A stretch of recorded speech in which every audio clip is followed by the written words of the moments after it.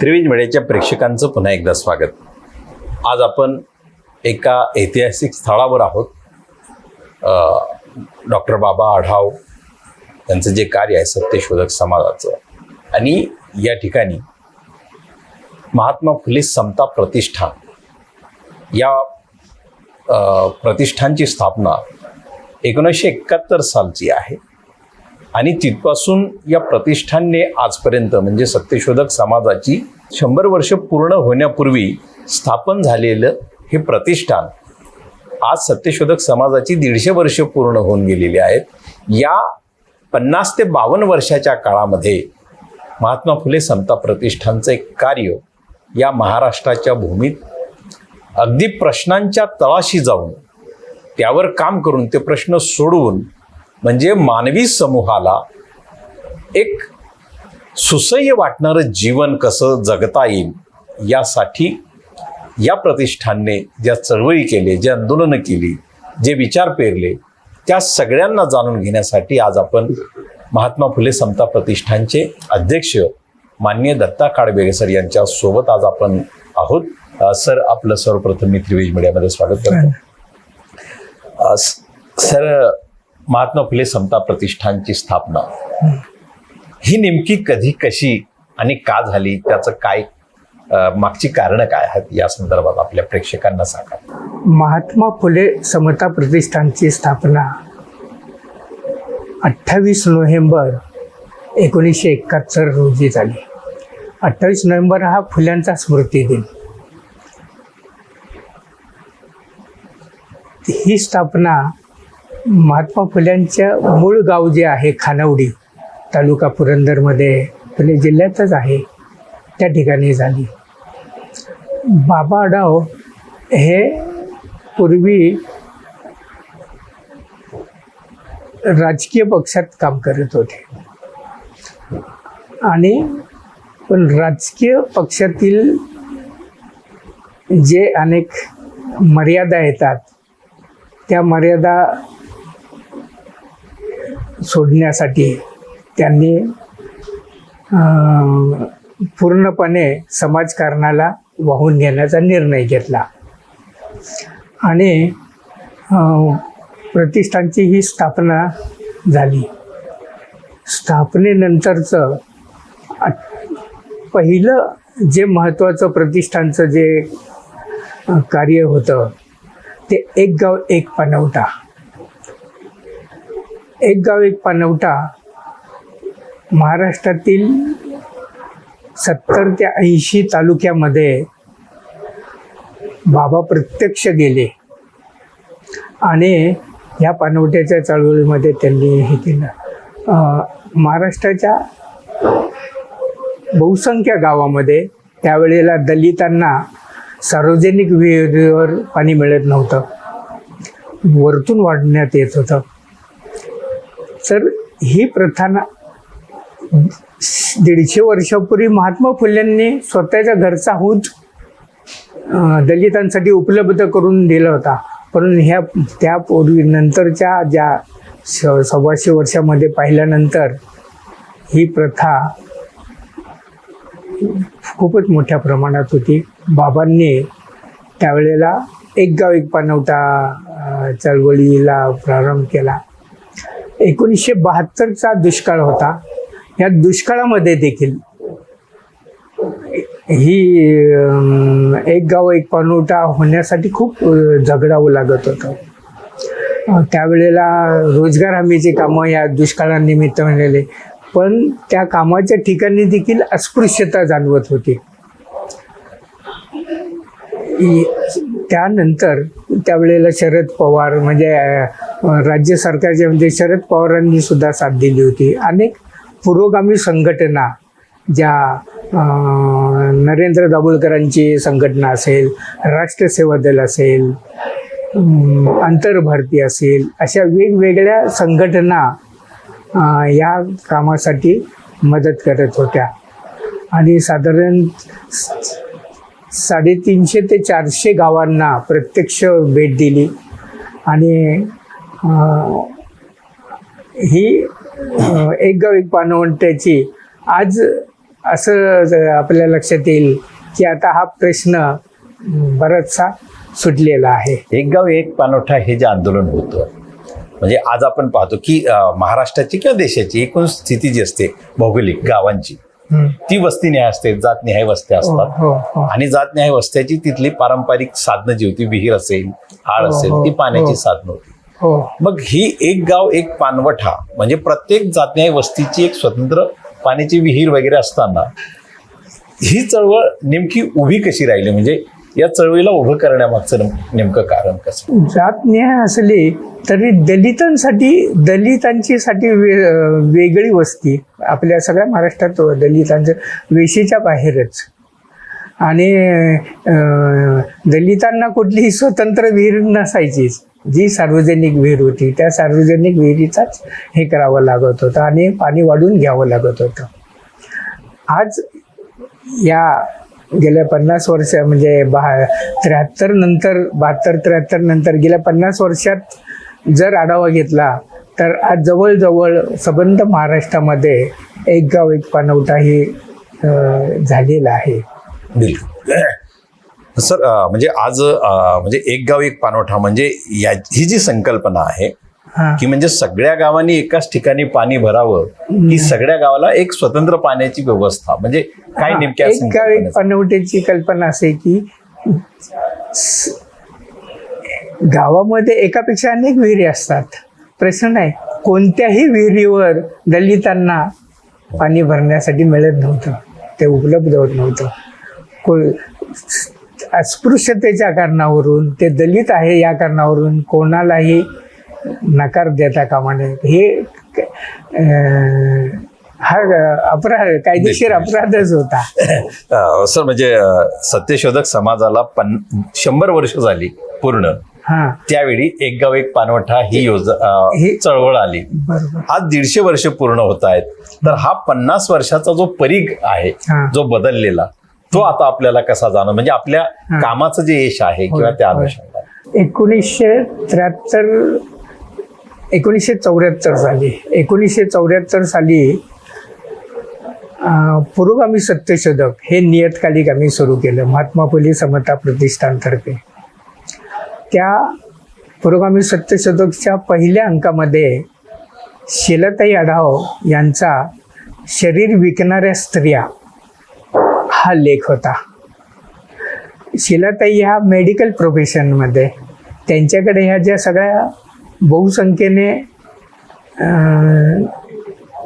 देवदासी स्त्रिया यायच्या, तर हे देवदासी प्रकरण काय आहे त्याचा शोध घेण्यासाठी आम्ही यल्लम्माला गेलो होतो. यल्लम्मा हे कर्नाटकमध्ये देवस्थान आहे. तेथे मुलींना देवाला वाहिलं जात होतं.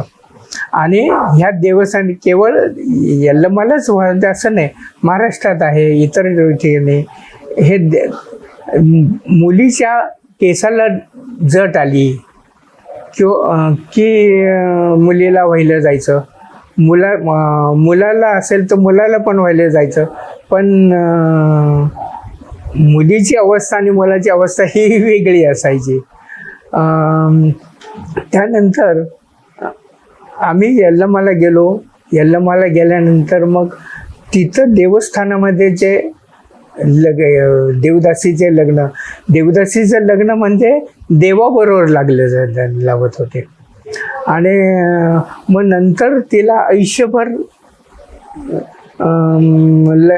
इतराशी लग्न करता येत नव्हतं.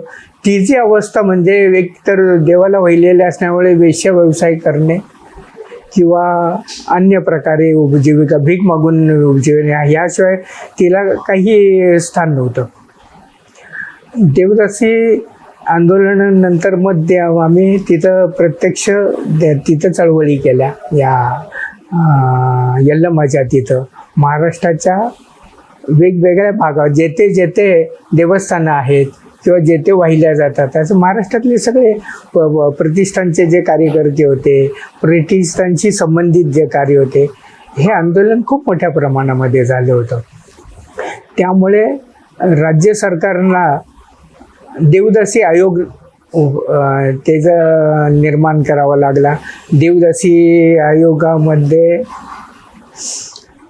मुली हे जे स्त्रिया असायचं त्याचं पुन्हा वाहिलं जाऊ नये त्याचा एक प्रतिबंध करावा.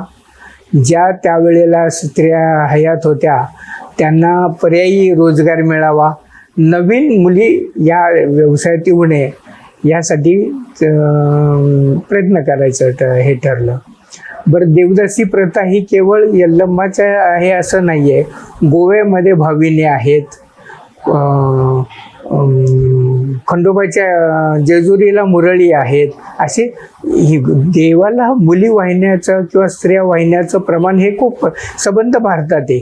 तामिळनाडूमध्ये सुद्धा आहे. तामिळनाडूमध्ये रामस्वामी नाईकरांनी याच्या विरुद्ध आंदोलन केलं होतं. 1934 साली विठ्ठलरामजी शिंदेंनी या प्रथेविरुद्ध आवाज उठवला होता. तर 1934ला कायदा झालेला होता देवदासी प्रथा निर्मूलन, परंतु त्याची अंमलबजावणी होत नव्हती. आम्ही ज्या वेळेला आंदोलन केलं त्यावेळेला राज्य सरकारतर्फे सांगण्यात आली की आम्ही नवीन कायदा यासाठी हे करू. सरकारला सांगितलं की आहे त्या कायद्याची अंमलबजावणी करा. आणि मग नंतर राज्य सरकारने देवदासी आयोगाची निर्मिती केली. त्यांच्या पुनर्वसनाची डॉक्टर पुण्याचे पोलीस महासंचालक पुण्याचे जे होते पोलीस आयुक्त नंतर महासंचालक भास्करराव मिसर यांच्या अध्यक्षतेखाली एक समिती नेमली. त्या समितीने गावोगाव तिथं प्रत्यक्ष त्या जी ठिकाणं आहेत निपाणी, बेळगाव वगैरे ह्या असे तिथं पाहणी केली, चर्चा केली. आम्ही वैयक्तिक संस्थात्मक पातळीवर सावली नावाचं केंद्र सुरू केलेलं होतं. त्या सावली केंद्रामध्ये सुद्धा नवीन मुली वाहू नये म्हणून हे केलेलं होतं. त्याचा मोठा परिणाम झाला. या चळवळीचा मोठा परिणाम. त्यामुळे देवदासी प्रथा आंदोलनावर काही प्रमाणात पायबंद झाला. पण राज्य सरकारच्या काही योजना अशा होत्या की त्यांनी विधवांसाठी असलेल्या ज्या योजना आहेत त्या देवदासींसाठी लागू करायचा निर्णय घेतला. त्यावेळेला देवदासी भगिनी त्या यल्लम्माबाई सलवादे असतील, सुशीलाबाई पाटील वगैरे असतील, अशा ज्या कार्यकर्त्या होत्या त्यांनी म्हणाले की आमचं लग्न हे देवाशी लागलेलं आहे आणि देव मेल्याचं सर्टिफिकेट आम्ही आणायचो कुठून. कारण हे जर विधवेलाच असेल, पती मेलेला असेल त्यालाच असेल तर आम्हाला हे मिळण्याचे नाही देवदान. ह्यानंतर मग वेगळ्या प्रकारे राज्य सरकारने मोठा हे केलेला होता आणि तो एक प्रश्न त्यावेळेला मार्गी लागला होता. देवदासींचा प्रश्न असेल या सगळ्या, तर हा कायदा झाल्यानंतर म्हणजे त्यावेळेस जेव्हा 74 मध्ये हा लेख आला किंवा शिलाताई आढावांनी हा लेख लिहिला त्यावेळी जाणवलेली परिस्थिती आणि आज या प्रश्नावरची परिस्थिती याच्यात नेमका काय बदल झालेला? आज देवदासीचं प्रमाण जे प्रमाण त्या काळामध्ये होतं त्याप्रमाणे आता ते देवस्थानाच्या ठिकाणी नाही होत. दुसरं, अनेक संस्थांनी म्हणजे हे म्हणजे शैक्षणिक संवाद ह्या सगळ्यांची संवाद साधून संघर्ष करून गावोगावमध्ये आता ही जट आली. जट निर्मूलनाचे ते की डॉक्टर अरुण लिमये त्यावेळेला होते, कोल्हापूरचे सुरेश शिपूरकर होते, प्राध्यापक सुभाष, ही सगळी जी मंडळी होती, अच्युत माने म्हणून, असे खूप मोठ्या प्रमाणात यांनी खूप प्रयत्न केले आणि आज तर बऱ्याच प्रमाणात त्याला हे घातलेलं आहे. महात्मा फुले समता प्रतिष्ठानने जी आंदोलनं उभी केली महाराष्ट्रामध्ये म्हणजे ती मूलभूत म्हणजे माणसाच्या जीवनाला हात घालणारी, ते प्रश्न सोडवणारी, याबरोबरच आपण असंघटित कामगारांच्या प्रश्नालाही मोठ्या प्रमाणात हात घातला.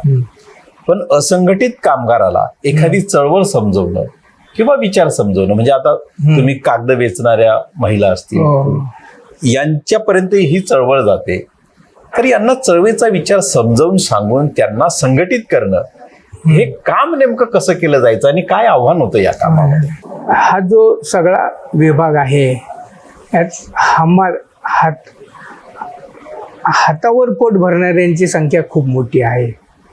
बाबाराव हे सुरुवातीला सेवा दलामध्ये होते. सेवा दलानंतर ते डॉक्टर झाले. डॉक्टर झाल्यानंतर त्यांच्याकडे जे पेशंट होते नाना पेठे, त्यांच्या भोवताली जे पेशंट होते ते हे सगळे हमाल मंडळी होते, हमाल कुटुंब. त्यावेळेला ह्या हमालांसाठी कुठलीही कायदेशीर तरुही नव्हती. पहिल्यांदा त्या हमालांना संघटित करण्याचं हे काम केलं.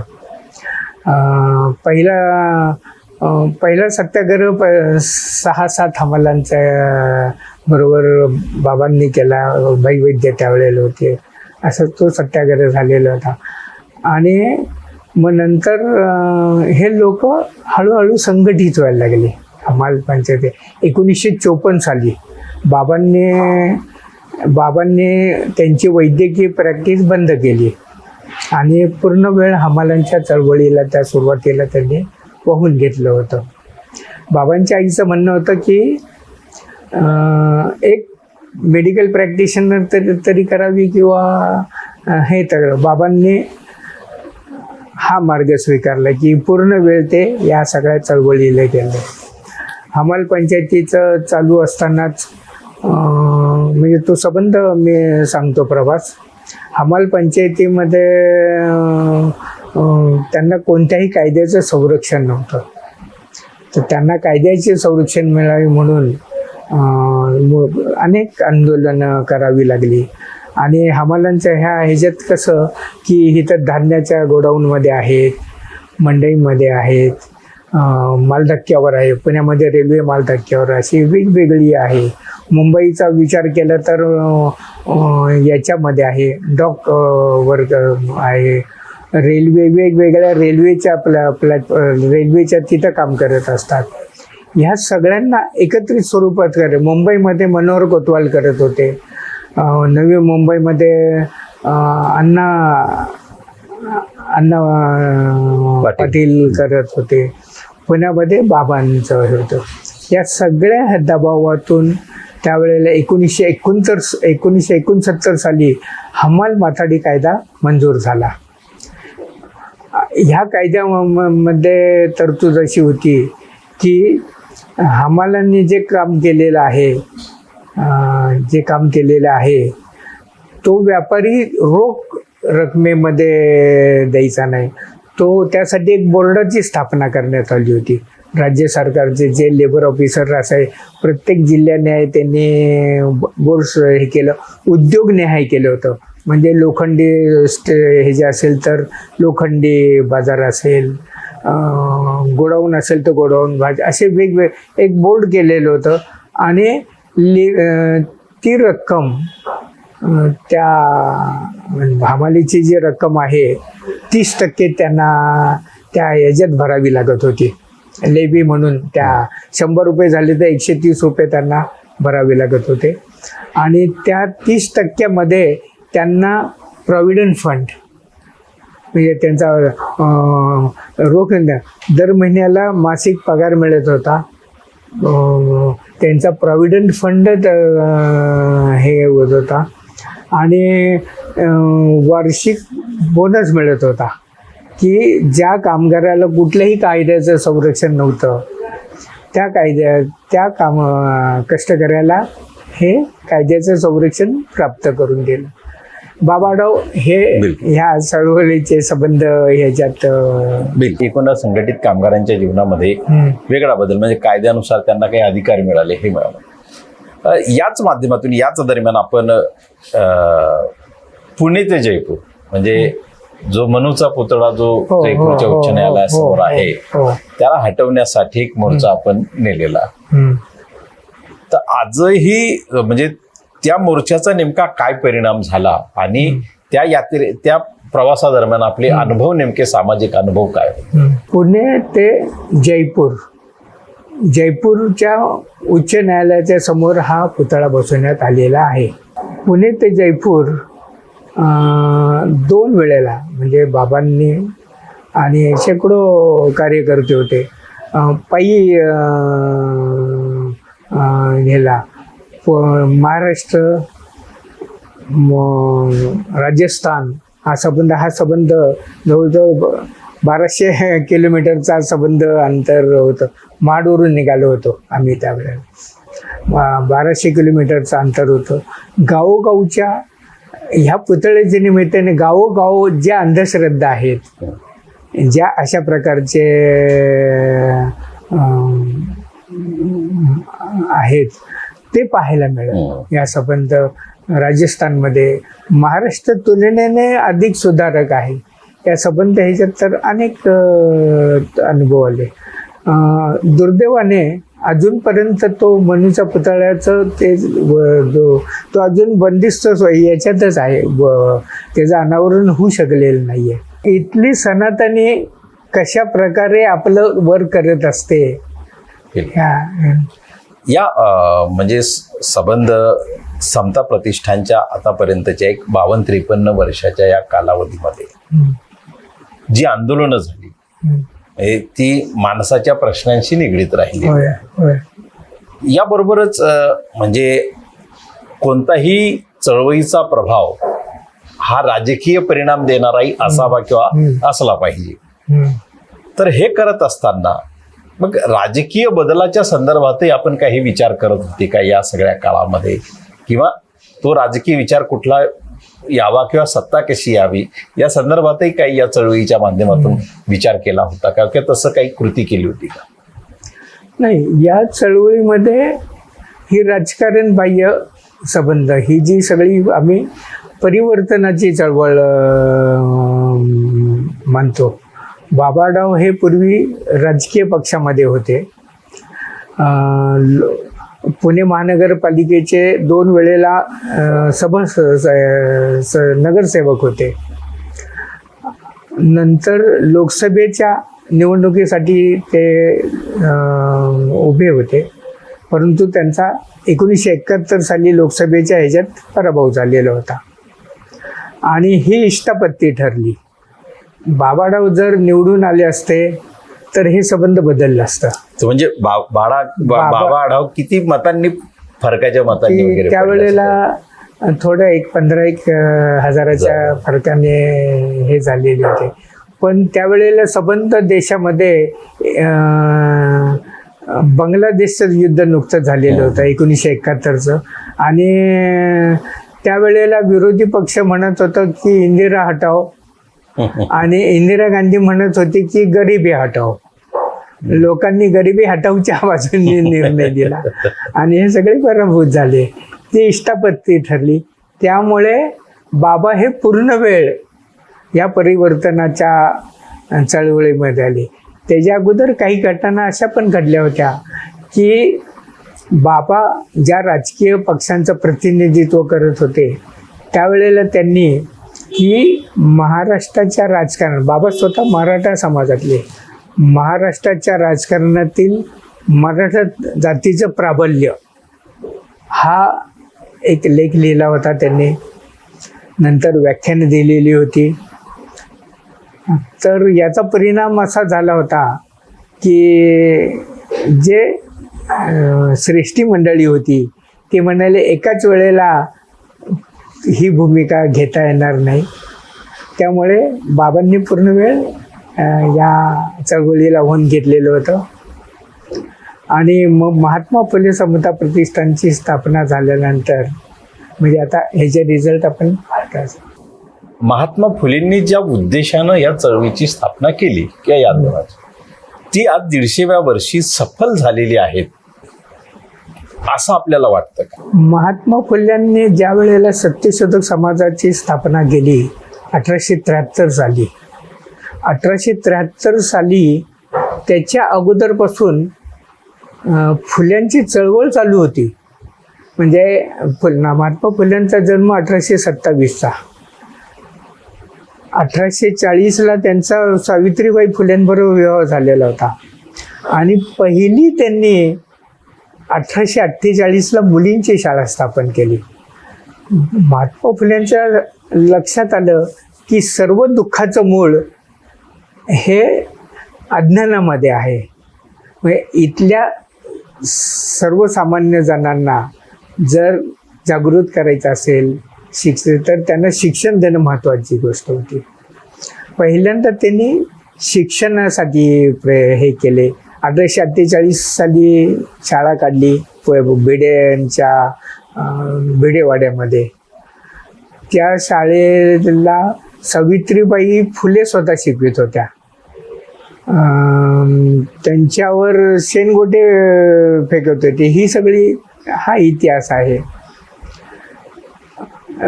सावित्रीबाई आणि फुले हे कार्य करत होते म्हणून त्यांच्या वडिलांनी त्यांना घरातून बाहेर काढलं होतं. पहिल्या काही याच्यामध्ये 5-6 वर्षामध्ये फुल्यांनी 18 शाळा स्थापन केलेल्या होत्या. मग नंतर दुसरं काम त्यांचं की भ्रूण हत्या. त्यावेळेला ब्राह्मण समाजात, विशेषतः ब्राह्मण समाजात पुनर्विवाहाला मान्यता नव्हती. स्त्रियांचं केशवपन करत होते. त्यांच्या बालविवाह असल्यामुळे त्या स्त्रियांवर अनाचार होत होते, कुटुंबाकडून होत होते, अनेकांकडून होते. ते जे भ्रूण जे बाळंत होत होत्या त्यांच्यासाठी प्रसूतिगृह काढले होत्या. सावित्रीबाई फुल्यांनी त्यावेळेला की अशा प्रकारच्या ज्या आलेल्या स्त्रिया असतील आमच्या केंद्रामध्ये, त्यांनी स्वतःच्या घरी बालहत्या प्रतिबंधक केंद्र काढलं होतं. त्या असे 35 स्त्रिया आल्या. त्यावेळेला 35 स्त्रियांचं त्यांनी जवळजवळ केलेलं आहे. त्यातल्या 5 मुलं जगली होती आणि बाकीची जी होती ते मृत झालेली होती. कारण ते गर्भपात करण्यासाठी जी औषधं वाढली आहे, हा पण अनुभव होता फुल्यांना.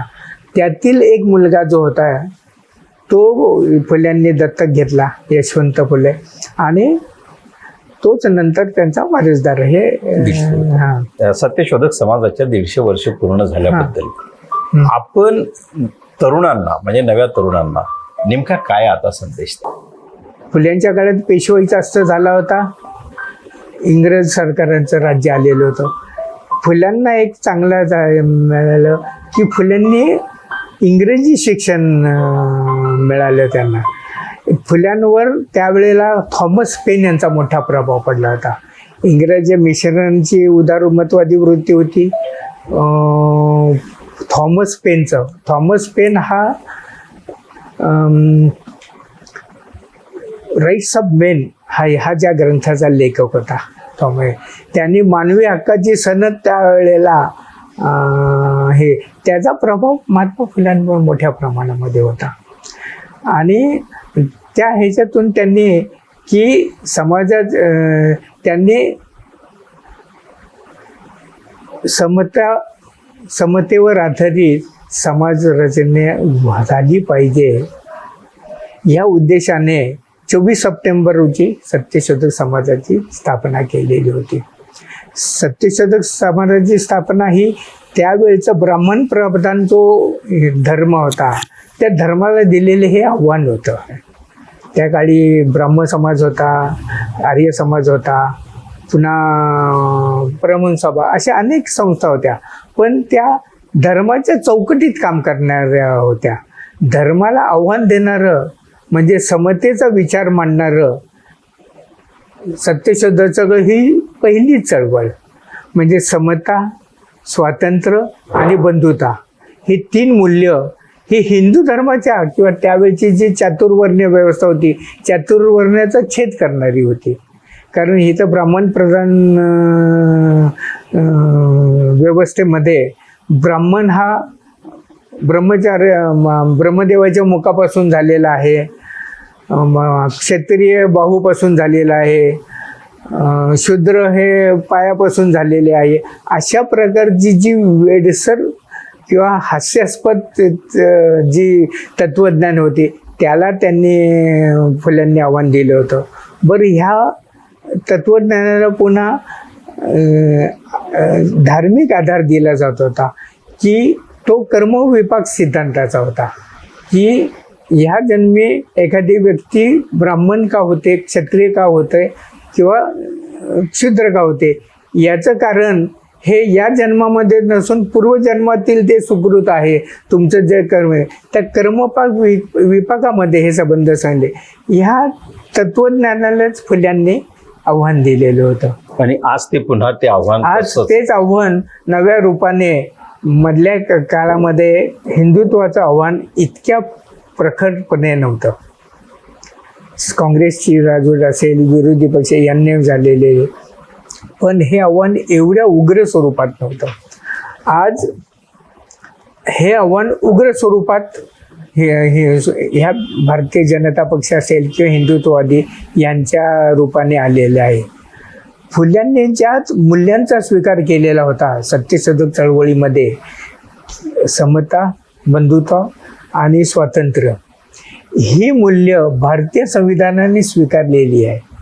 म्हणजे हा जो पायाभूत जे भारतीय राज्यघटनेने बाबासाहेब आंबेडकरांनी घेतली, हा सत्यशोधक चळवळीने हीच मूल्यांचा स्वीकार केलेला होता. आज ती संबंध घटनाच पायदळी तोडवायचं, नवीन घटना आणण्याचा कट चालवले आहे. त्यामुळे हे आव्हान अधिक उग्र आहे. मधल्या पिरियडमधले ते जे राज्यकर्ते होते त्यांच्यापेक्षा हे अत्यंत आणीबाणीत नव्हती एवढी दहशत आज या सद्यस्थिती यामध्ये. त्यामुळे हे आव्हान खूप मोठं आहे. एक शेवटचा प्रश्न विचारतो सर, म्हणजे सामाजिक चळवळ करत असताना आज म्हणजे आपण जे म्हटलं की हे आव्हान एक नव्याने म्हणजे त्या काळात जे होतं ते पुन्हा या 150व्या वर्षी जाणवत आहे. अशा वेळी एक पुन्हा दीर्घकालीन एक सामाजिक चळवळीची गरज आहे की तात्कालिक हा बदल करण्यासाठी काही राजकीय भूमिकेची गरज आहे? नेमकं काय या संदर्भात आपण सांगू? संघर्ष शिवाय दुसरा हा अपरिहार्य आहे आणि तो संघर्ष लोकशाही